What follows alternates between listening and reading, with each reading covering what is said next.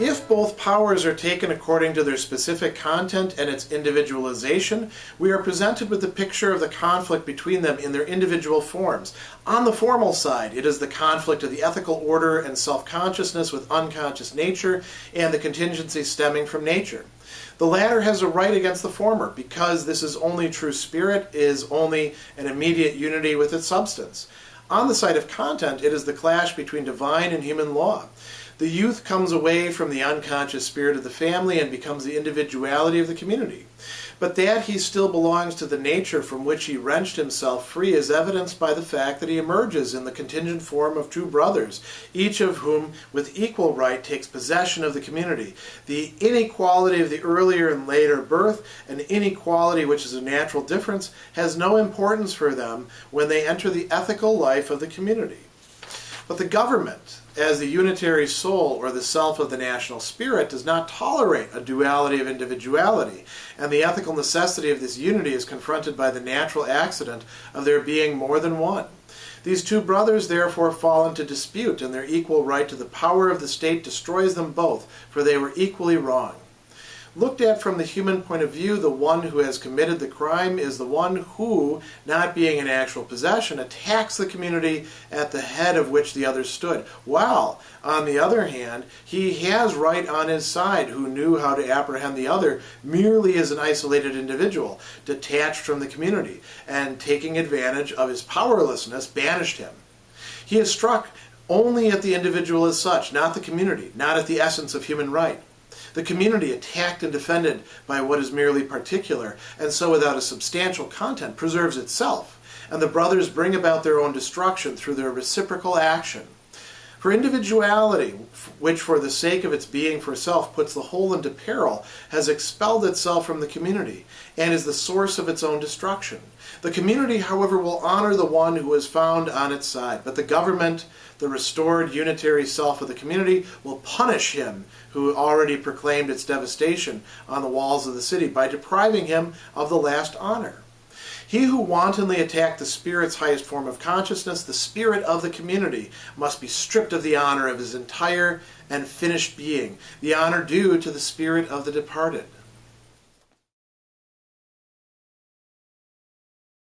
In paragraph 473, Hegel is now going to make reference to these two brothers that also play a very important role in the family and political drama that stems around Oedipus and his children.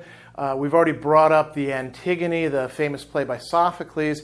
Here we're looking at Oedicles and Polynices and their role in the entire thing, which occurs in Aeschylus's Seven Against Thebes, which ends up having to be revised to take into account Sophocles' portrayal of the after effects of their fighting. Now, before we go into this, it's good to sort of remind ourselves of what is going on within, as I've called it, this family drama. So we have Oedipus himself, and I'm not going to talk about that because I think people probably know enough about that already, but Oedipus and Jocasta, his mother and wife, have children together.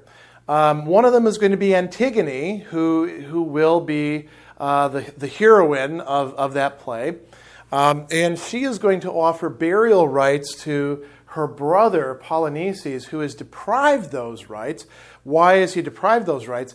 Because he and Oedicles are supposed to rule in Oedipus's place, the city of Thebes, but are unable to come to terms. And there's various accounts of why this takes place. Hegel is following the one where Oedicles ends up taking power and holding power and expelling his brother. So his brother goes to the Argives, that is the other Greeks, further to the south, leads an army against Thebes, which effectively makes him a traitor.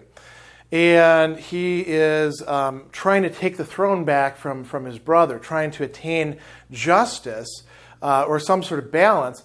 And his brother is able to rally the troops. They fight each other. They kill each other on the battlefield as two of the champions.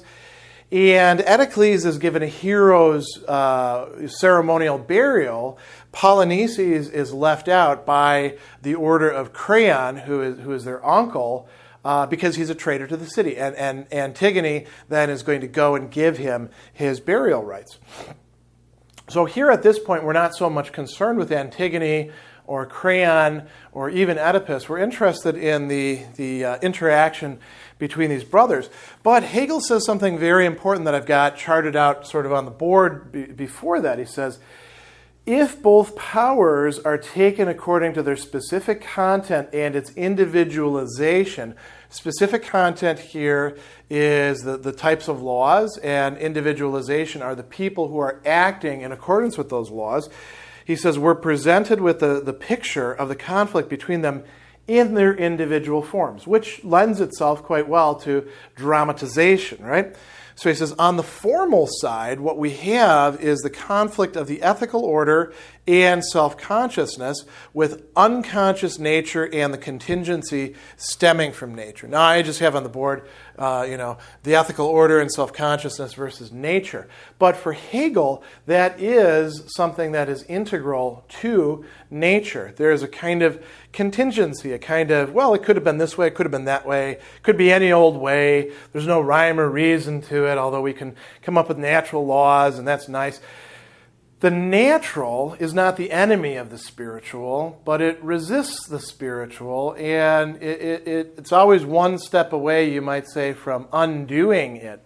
And on this side, the spiritual is the ethical order, but also self-consciousness, because remember, there is no ethical order that remains in place without the not even participation or contribution of self-consciousness. It must become actual, and it only becomes actual through the individual action, and action, of course, writ large of individuals together, like, say, in the government. That is self-consciousness. So that is what he says is happening on the formal level. Then on the level of content is what we've been seeing going on, not just throughout this section, but also the previous section, the clash between the divine and human law. So now he says something interesting here. Nature has a right against, he says, the former, meaning these things over here. Why? Because this is only true spirit. It is only an immediate unity with its substance. It's not completely worked out. If spirit was existing in its full sense, then nature, here's sort of what the promise is, really wouldn't be able to do anything against it. But nature can. Contingency is able to intrude in here. And it's going to do this, Hegel says, in terms of these two brothers. Before we get there, we have the clash between human law and divine law. He says, the youth comes away from the unconscious spirit of the family and becomes the individuality of the community. And this is the movement away from the divine law into the human law, from hiddenness into openness, from the unconscious to the conscious, from the dark to the light of day. We've seen all this in previous paragraphs being discussed at great length. But now Hegel introduces a new wrinkle. It works okay provided that the youth is one youth. But what if you have two? What if you have brothers? This is actually a conflict that played itself out in multiple places, not only in Greek culture. You might think not just of these two brothers, but also of Minos and Rhadamanthus. Or we could even think in terms of Roman culture and Romulus and Remus, and many other cases where you have these brothers who are supposed to share power and for some reason find themselves incapable of doing so. We might expand this as well to, friendships and triumvirates and all these sorts of things where people are supposed to be sharing power with each other, and that is supposed to bring about peace, justice, prosperity, but one of them ends up taking power. So that Hegel sees as an intrusion of nature into this process. So he tells us that he still belongs to the nature from which he has wrenched himself free, as evidenced by the fact that he emerges in the contingent form of two brothers, each of whom with equal right takes possession of the community. So with a natural order, there's going to be some sort of inequality, but it's not the kind of inequality that really ought to be playing a role in politics. Because, which of these is the better brother? Well, that depends on who can rule for the common good best, or whatever else we're saying counts as justice in this case. Perhaps, the one who can exercise practical wisdom so as to adjudicate cases most justly, or however we want to define it. In this case, one brother gets in charge because he's older. So he says, the inequality of the earlier and later birth, an inequality that is a natural difference, has no importance for them when they enter the ethical life of the community. But, key but here, the government, as the unitary soul or the self of national spirit, we saw that the human law has to be embodied in a particular government, has to be concretized in that way. The government does not tolerate a duality of individuality. There can only be one boss, is another way of saying it. And so he says, the ethical necessity of this unity is confronted by the natural accident of there being more than one. So the natural accident of there being more than one introduces this wrinkle. It helps to reproduce the conflict, now no longer in terms of the divine law, but in terms of the human law itself being, you might say, turned against itself in the form of these two brothers. It's a little bit easier than that, in part because one brother does in fact have power and the other one is not holding power. So in this case, it's Edicles, according to a lot of the stories, who takes power first, and then when it's time for his brother to take power, says, sorry, buddy, you're not getting in here. As a matter of fact, get yourself out of town because I'm now in charge. And like I said, this happened in other Greek city-states as well. So he says the two brothers fall into dispute, and their equal right to the power of the state destroys them both, for they were equally wrong. Why are they equally wrong? Well, on the part of the one, it's wrong for him to usurp power. If they're supposed to be doing power sharing, then they're supposed to be doing power sharing, right? They made an arrangement. It's wrong to go back on that. It's wrong to abrogate oneself what belongs rightfully to one's brother. And both of them are the sons of Oedipus, so both of them really ought to rule, right? As a matter of fact, they're both in the ruling family because Oedipus, it's not like he broke a bloodline or anything like that. I mean, he in some ways concentrated the bloodline a little bit more. So it's not as if they shouldn't both be ruling. And so Edicles is wrong. But Polynices is also wrong. And he becomes wrong in a way that the human law is able to identify and punish. So let's see how Hegel sketches this out. He says, looked at from the human point of view, the one who has committed the crime is the one who, not being in actual possession, attacks the community at the head of which the others stood. While on the other hand, he has right on his side who knew how to apprehend the other merely as an isolated individual detached from the community, taking advantage of his powerlessness, banished him. So Edicles is the one who's in charge. Edicles is the one that the people of Thebes are looking to and saying, hey, you got to save us from these Argives and this crazy brother of yours. Maybe you tricked him or didn't do what you're supposed to do, but hey, now he's here with an army, so what's it going to be? So Edicles gets to come across as the good guy, and Polynices is being treated as a criminal, as an isolated individual, as somebody who is going against the totality of the ethical order embodied in the human law, in the community, going against the government. He goes on and he says, the community who is attacked and defended by what is merely particular and so without a substantial content preserves itself. Interestingly, right? Both brothers are becoming mere individuals and they destroy each other in the process. Lucky for, the narrative that Hegel's telling, and lucky for Sophocles, right? Because it does not occur in every single case. Romulus wins, Remus loses. Minos wins, Rhadamanthus loses, right? But he goes on and he says, they bring about their own destruction through their reciprocal action. Individuality, which for the sake of its being for self puts the whole in peril, has expelled itself from the community and is the source of its own destruction. Notice what Hegel is saying there. Being for self, understanding one's own place, one's own position, what one is. That's part of what's being worked out here. It's not a mere power struggle.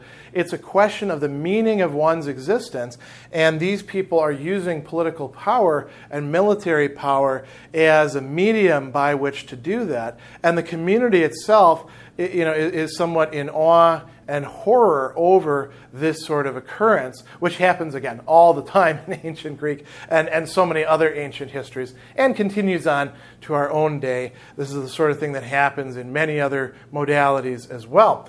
And so both of them place themselves at a kind of risk of being seen by the community as criminals, as transgressors, as outside of the human law. Eteocles happens to have the government, so he says, the community will honor the one who is found on its side, Eteocles in this case.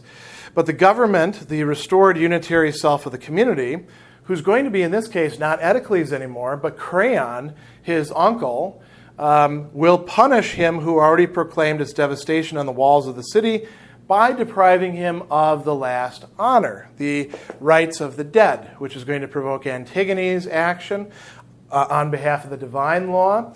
Polynices is going to be left out there, his corpse prey for wolves, crows, whatever scavengers want to come along and eat it up.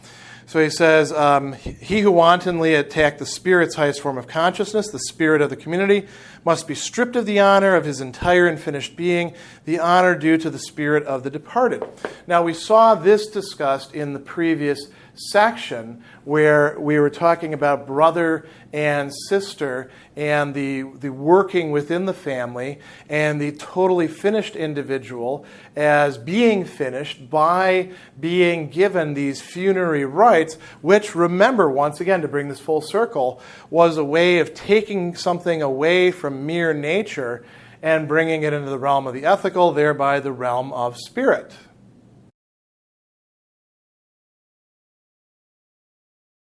But if the universal thus easily knocks off the very tip of the pyramid and indeed carries off the victory over the rebellious principle of pure individuality, that is, the family, it is merely entered on a conflict with the divine law, a conflict of self-conscious spirit with what is unconscious. For the latter is the other essential power and is therefore not destroyed, but merely wronged by the conscious spirit. But it has only the bloodless shade to help it in actually carrying out its law in the face of the power and authority of that other publicly manifest law. Being the law of weakness and darkness, it therefore at first succumbs to the powerful law of the upper world, for the power of the former is effective in the underworld, not on earth. But the outwardly actual, which has taken away from the inner world its honor and power, has in so doing consumed its own essence. The publicly manifest spirit has the root of its power in the netherworld. The self-certainty and self-assurance of a nation possesses the truth of its oath, which binds all into one, solely in the mute unconscious substance of all, in the waters of forgetfulness. Thus it is that the fulfillment of the spirit of the upper world is transformed into its opposite, and it learns that its supreme right is a supreme wrong, that its victory is rather its own downfall. The dead, whose right is denied, knows therefore how to find instruments of vengeance, which are equally effective and powerful as the power which has injured it. These powers are other communities, whose altars the dogs or birds defiled with the corpse, which is not raised into unconscious universality by being given back as its due to the elemental individuality, that is the earth, but remains above ground in the realm of outer reality and has now acquired as a force of divine law a self-conscious, real universality. They rise up in hostility and destroy the community which has dishonored and shattered its own power, the sacred claims of the family.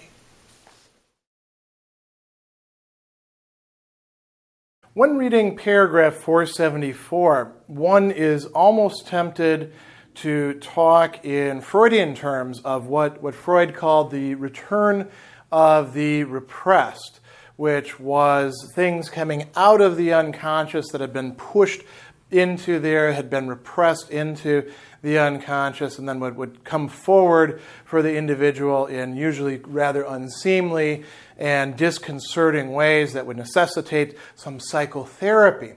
Hegel is actually talking about something that has a somewhat different dynamic in this case, because he isn't just talking about an individual and the workings of the, whatever we want to call them, the parts of their soul or psyche or their faculties, anything along those lines.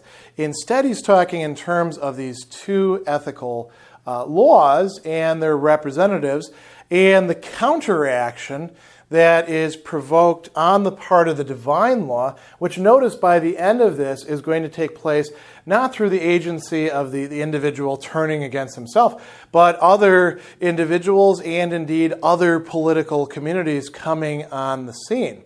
So there's a much broader dynamic happening here than merely individual psychopathology.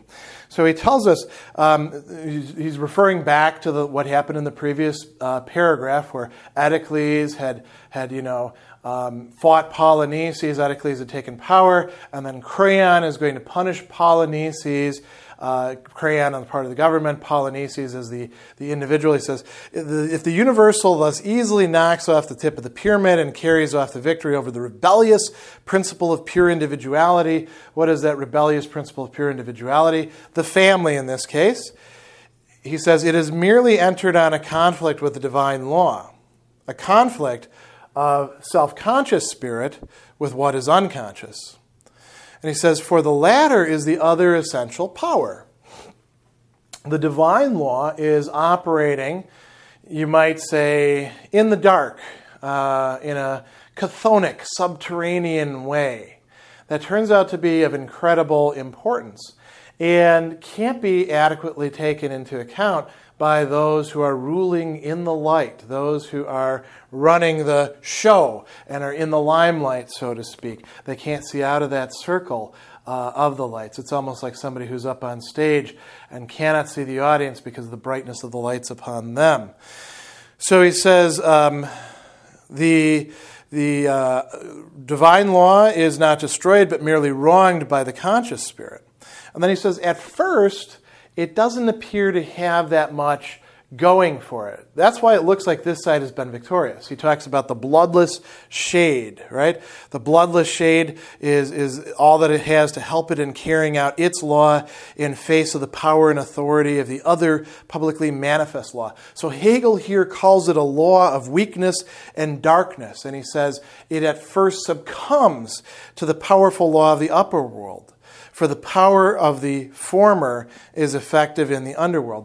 The divine law is effective in the underworld. You can threaten people. Look, when you die, Hades is going to treat you really bad. He's going to make you roll a boulder up the hill, or make you be in water up to your neck, and every time you stoop down to drink it, it's going to vanish away from you. And the tyrants, the people who are able to take power and use the human law and the government to their advantage, they can say, well, screw that, I'll worry about that when that time comes. There's nothing you can do to me right now, Zeus, or Hades, or Ares, or whoever, right?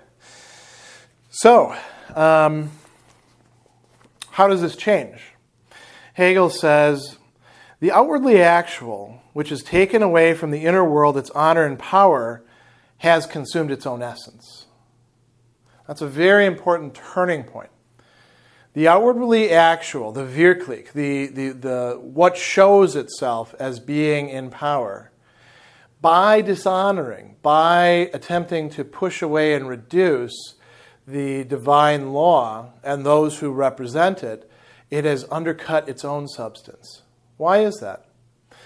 Because, according to Hegel, the divine law is actually what is lying at the basis of the very capacity, the very possibility for effective government at all, or a human law in place at all.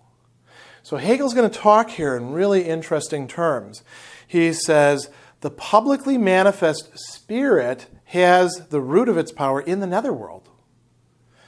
what we're talking about here is not just civil religion, where we have a religion that's essentially holding things together politically, the way that, a lot of Roman priests actually looked at Roman religion. All you have to do is read Cicero to see that that's the case.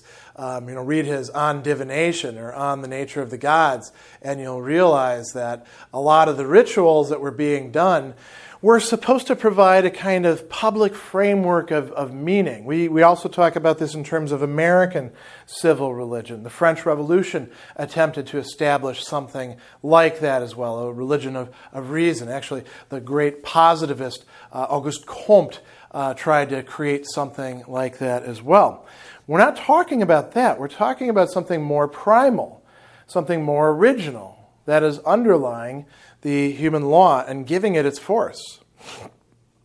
So he says, the self-certainty and self-assurance of a nation possesses the truth of its oath, which binds all into one, solely in the mute unconscious substance of all in the waters of forgetfulness. So when you undercut the divine law, when you try to marginalize it, when you try to push it completely out, when you try to get rid of it, when you try to make everything manifest as a totality, you end up undercutting the very thing that gives the energy, that gives the drive, that gives the hidden support, that provides the unity to the human law.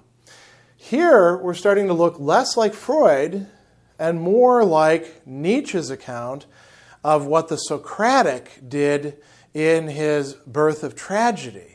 Although this is, many decades before that Hegel is recounting this. Now, Hegel will say, he goes on, it's the fulfillment of the spirit of the upper world is transformed into its opposite, and it learns that its supreme right is a supreme wrong, its victory is its downfall. Here we have a dialectical turning point. It learns. Not only does it have imposed upon itself, but it learns that it has lost in winning. Creon is going to learn this in the play itself, the Antigone, after he decides to repent and comes back, and Antigone has actually killed herself, and all of his fortunes are essentially ruined, and he's left with a city that is not only in terrible mourning, but without a successful line. His own son, if I remember right, also kills himself. So he says, the dead whose right is denied knows therefore how to find instruments of vengeance, which are equally effective and powerful as the power that has injured it. It was a mistake to think that human government, because it has the world of the light and has the city, is more powerful than the underworld and everything else that environs it, that can break through at any moment. So now notice what he says here. It's not just, like I said, it's not just a return of the repressed. This isn't just happening only within the single city. Here Hegel talks about other communities. He says, these powers are other communities, whose altars the dogs or birds defiled with the corpse, which is not raised into unconscious universality by being given back, as is its due, to the elemental individuality, but remains above ground in the realm of outer reality and has now acquired as a force of divine law a self-conscious real universality. Something else is being brought to the fore. They rise up in hostility and destroy the community which has dishonored and shattered its own power, the sacred claims of the family. You can find others to champion the family that has been wronged, the divine law that has been repressed. So there is a return of the repressed here, but it's a return that's coming in with allies from without. Allies who themselves are political communities, have the chance to embody spirit. That's different than simply a dynamic that's closed off within itself. So that is what is taking place up to this point.